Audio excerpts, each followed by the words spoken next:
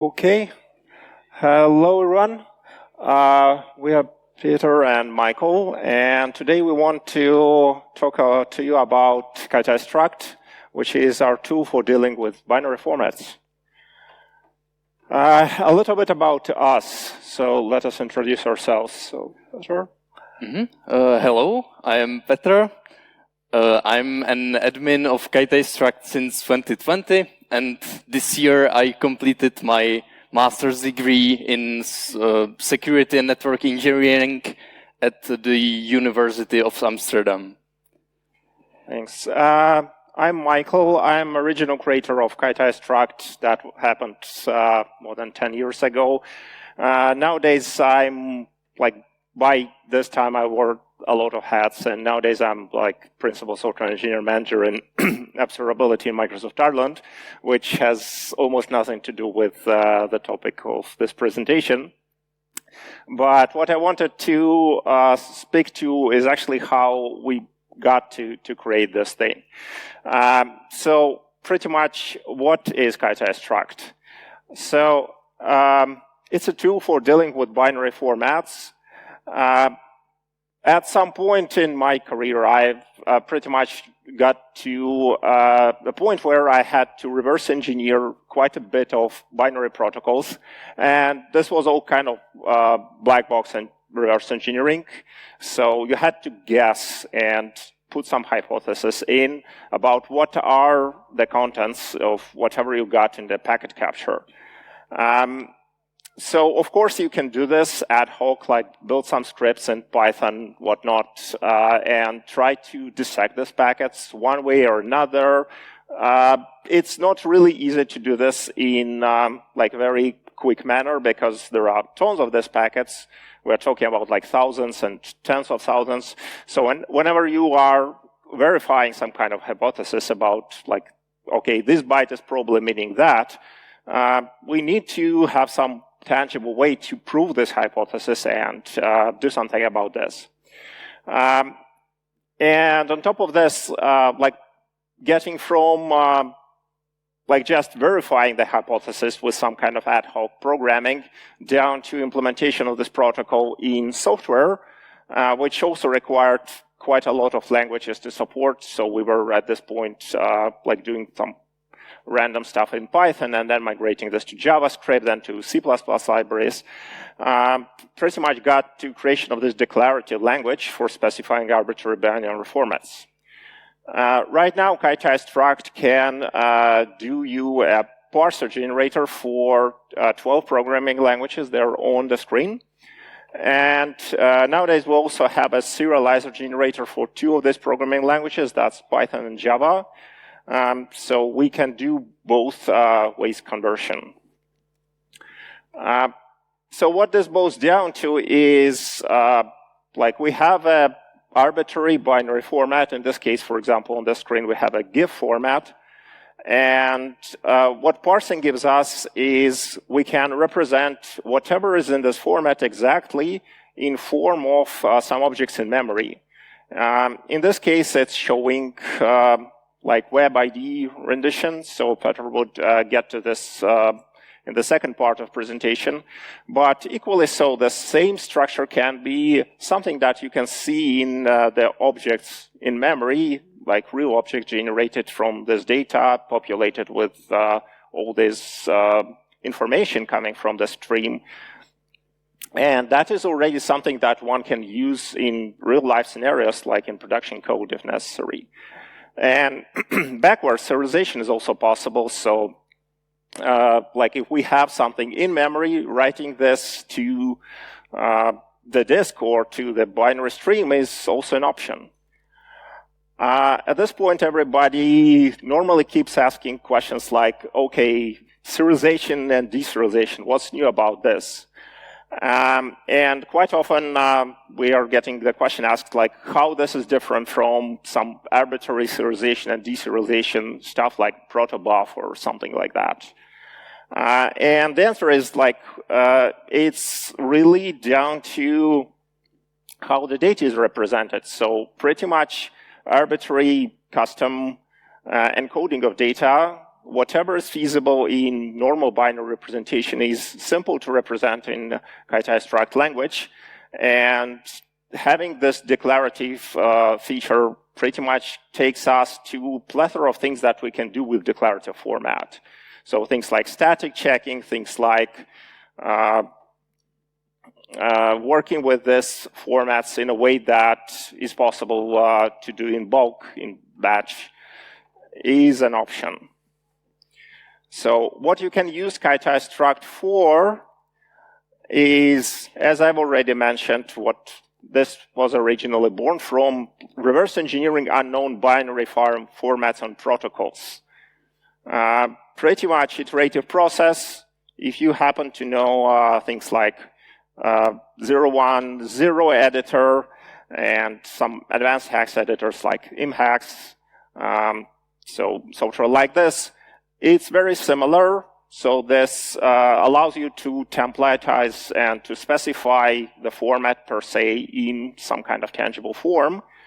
And you can make hypotheses. It's an iterative process. You try this arrangement of bytes. It works great. If not, try and fail, rinse and repeat until you find some tangible arrangement.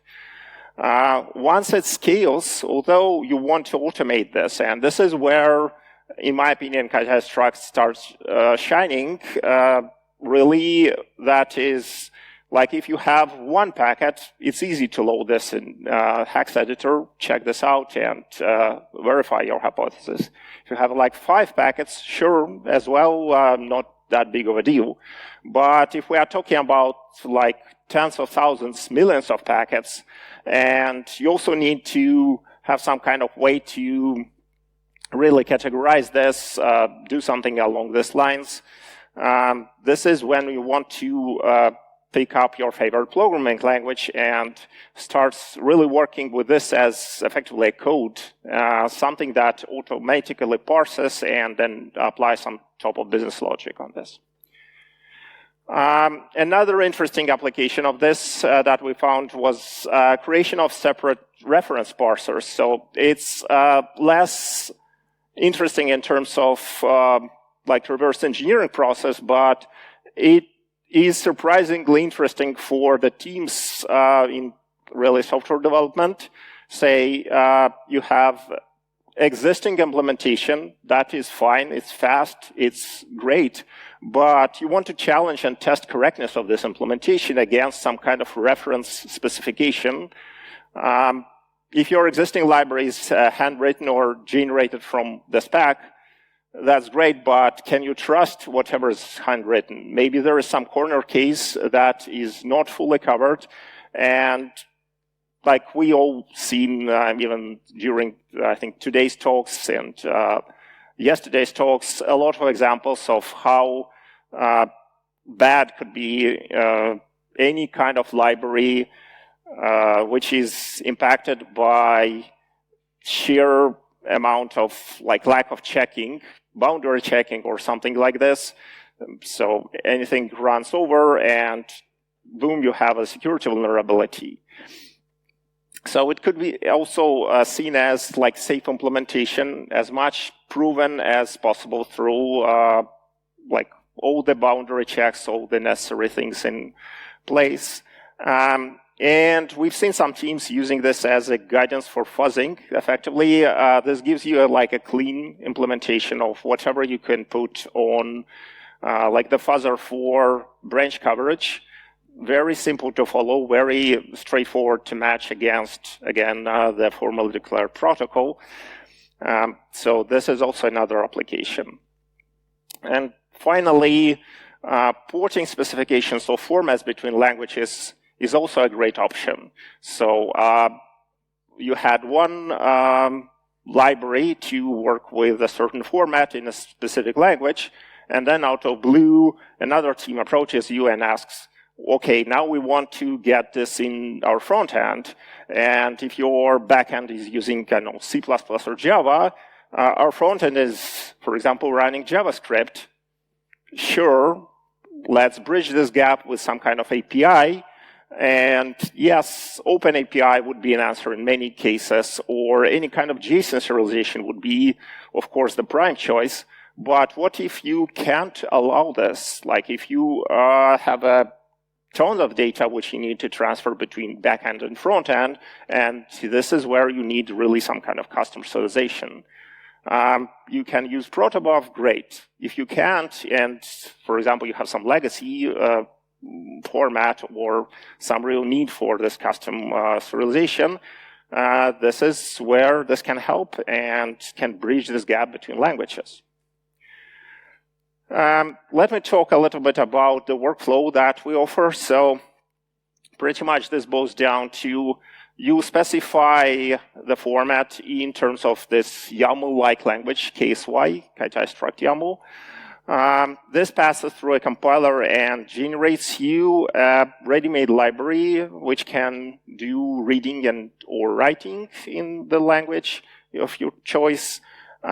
This would also require to use a small piece of runtime we supply for pretty much abstraction over streams. So this is how it works in the parsing format. So pretty much your input binary file gets into the stream, and internally this would invoke that little runtime library, which again internally would call the relevant API in a specific programming language. Why Kaitai might be a great choice, in our opinion? So it's kind of write once, use everywhere thing. So this boils down to, like right now, out of KSY spec, you can generate pretty much 12 different parsers in 12 different languages. So as long as we have, for example, ELF parser implementation or Java bytecode parser implementation, you can literally build on top of this in every single language that we support, like ready-made parser library. It's also a good take on some kind of standardization of a way to describe binary formats. As of now, there is literally no single standard. Like you can look at, for example, how GIF specification looks like, and you would see some fancy diagrams in ASCII art in the spec. You can look at how Microsoft specifies things, so you would see another option with some arbitrary fancy diagrams in Microsoft Word doc. We also have a kind of growing community which keeps supplying new specifications for a growing community arranged library of format specifications. So as of now, we have like 185 specs. So you can see different thematical categories we have, like file systems, firmware, databases, executables, down to game data files and fonts and logs and like hardware protocols. Another interesting opportunity is having this diagrams auto-generated, which is like great thing for educational and explanation to your fellow colleagues how specific format works. So that is also kind of a great perk to have just out of nowhere. And I would pass the torch to Petr. Mm-hmm. Thank you. So the Kaitai project includes several visualization and dumping tools. The most popular is the Web IDE, which I will focus on. And there is also, like, for hardcore console users, there is also like a console visualizer, which you can use. So here we have the Web IDE at this address. So what do we see here? So at the top right, we have the hex view of the input binary file. You can upload your own file that you want to inspect. Then at the top left, there is the KSY spec editor. And according to this KSY specification, the input file is parsed, and the the result is the object tree that you see at the bottom left.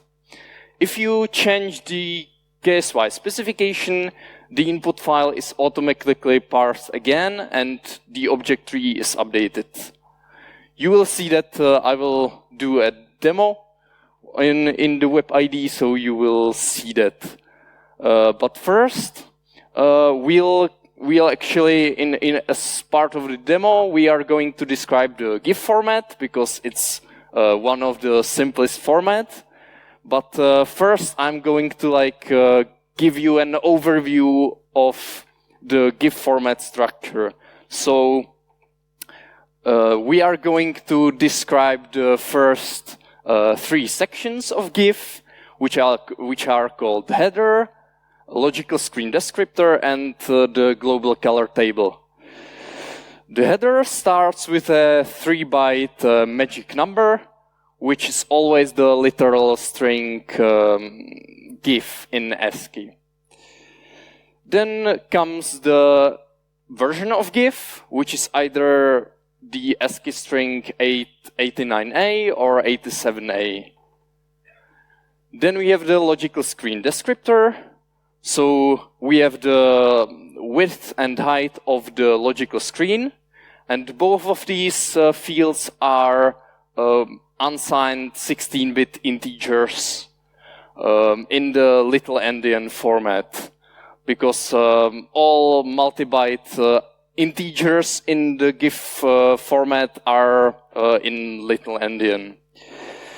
Next up, we have actually like a byte which contains 4 fields packed together, so we need to look at its bits. And we'll be interested in the most significant bit, which tells us whether the global color table is present. And also the 3 least significant bits are interesting because they tell us how many colors are in the global color table. We are going to skip these two bytes. They are not that important. And then we have the global color table. And this is an optional section.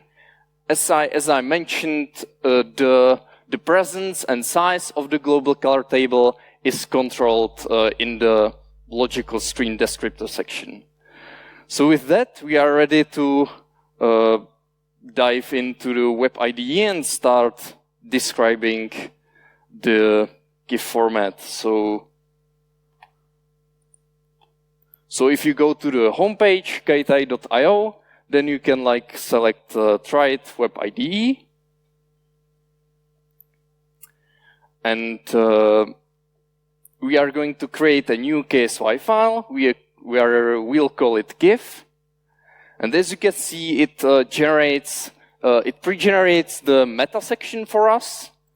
And here the important thing is the ID key, which is required, and it contains the format name. So we can start describing the structure. So the first field is, we know that, I need to switch to the correct GIF file. There we go. And so the first 3 bytes is always the ASCII string GIF, which you can specify like this. Then we have the version, which is also a 3-byte field. And to specify these fields, we use the SEQ section, which is a sequence of fields. It's like a packed structure in C, but more flexible. So we can see that this works. We can see those fields in the object tree, but it's a bit weird that the version is a byte array. We would like it to be an ASCII string for better visualization. So we can specify it using type str and encoding ASCII. And you can see that now it says 89A in the object tree. Now we are going to move the SEQ section to a dedicated type called header. So let me indent it, and use it at the top level. There we go. And then we are going to describe the logical screen descriptor in the same way. So let me say logical screen descriptor.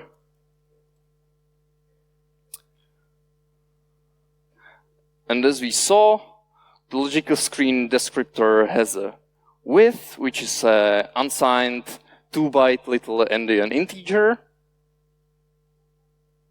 Then we have the height, which looks the same. Then we have the flags byte, and then the two fields that we didn't really talk about because they are not that interesting, but we still need to specify them so that it works out. All right, and now you can see that we have all these fields here, which is great, but we actually want to extract the stuff that I was talking about from the flags byte. So for that, we are going to define some additional derived property. We use the instances section for that. The property is going to be called hasColorTable, and it's going to extract the most significant bit from the flags byte like this. And now we can see it here in the object tree that it tells us that the color table will be present. We'll do the same also just to clarify. This type of property is called a value instance in the Kaitai Struct terminology because it's defined in the instances section and it has the value key. Then we will define also another value instance called color table size, and it's going to use the 3 least significant bits of the flags byte, so like this. And it tells us how many colors will be in the color table, so we can see that there are 2 colors.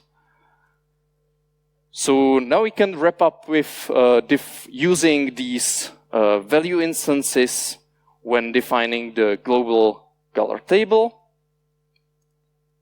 So the size in bytes of this field is going to be this logical screen descriptor dot color table size, which gives us the number of colors, but we need to multiply it by 3 because there are 3 bytes per every color.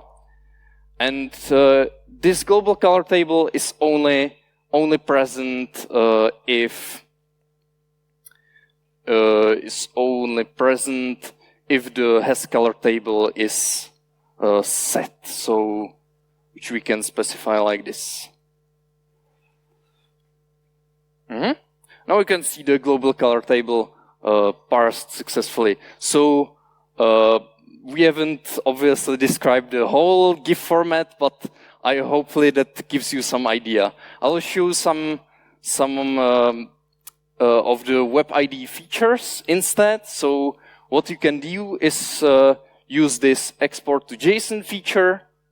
So if we click that, then you get this same object tree in JSON format, which can be useful if you have a large file and you want to search for something specific. Also, like you can right-click the KSY file in the file tree and select Generate Parser, and you can choose your favorite language. So, for example, let's choose Python, and then you get this generated parser code that you can use in your application. So that's it. Thank you for listening.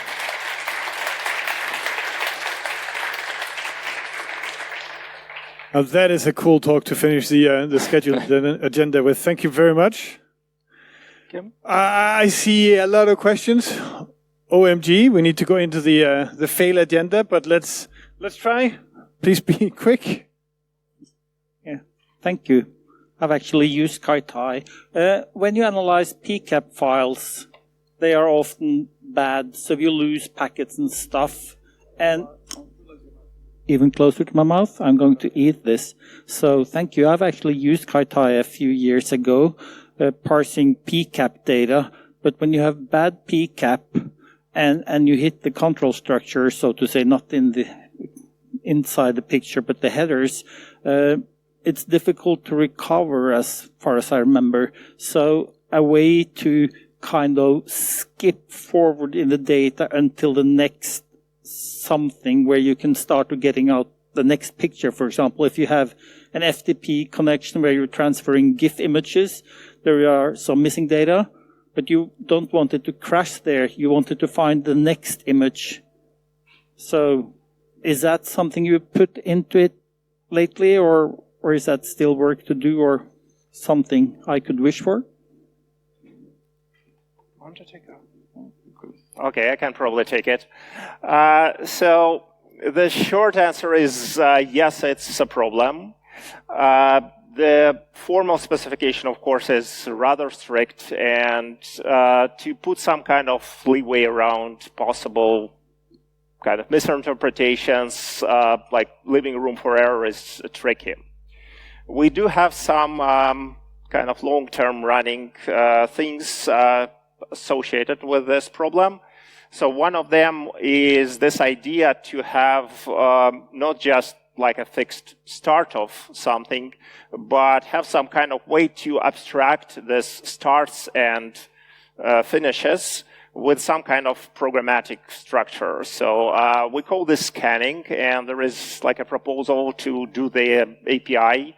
Effectively, this kind of offloads the task to detect whenever a certain structure starts to like more regular programming language, not declarative programming language, giving you a way to kind of put this in some kind of Python code or Java or JavaScript code. So this has been in the works for, I think, several years already, lots of discussions. There's like one person who started implementation, but so far it's not yet there.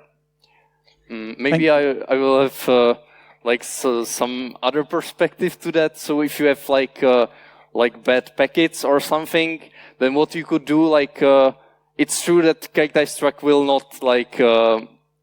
not handle it for you. It will just basically crash on the first bad thing. But what you could do, if you have an application code that you control, you could handle this yourself. So you would use Kaitai Struct only to parse one packet, and if that fails, then you can manually resynchronize and try the next one. Yeah. Thank you. Thank you. I try to make it quick. My question is, you mentioned it helps analyzing a large number of unknown binary files. Do you support this feature like in your Web IDE to rapidly switch between different samples and check if your structure, it matches, or if it's corrupt? Or do you only support one file at a time? Do you know what I mean? Yeah, so at the moment you just, it isn't handled by the Web IDE. So it just trusts you as a user, and you need to match the sample file and the binary format specification yourself. Yeah, but maybe it's a cool feature to add if you have 3 GIF files and you try your structure and it matches on the first file, to rapidly switch to the next sample and see, oh, there's a mistake still in my structure. And the second question, do you support big files as well, or do you upload it and load it into memory?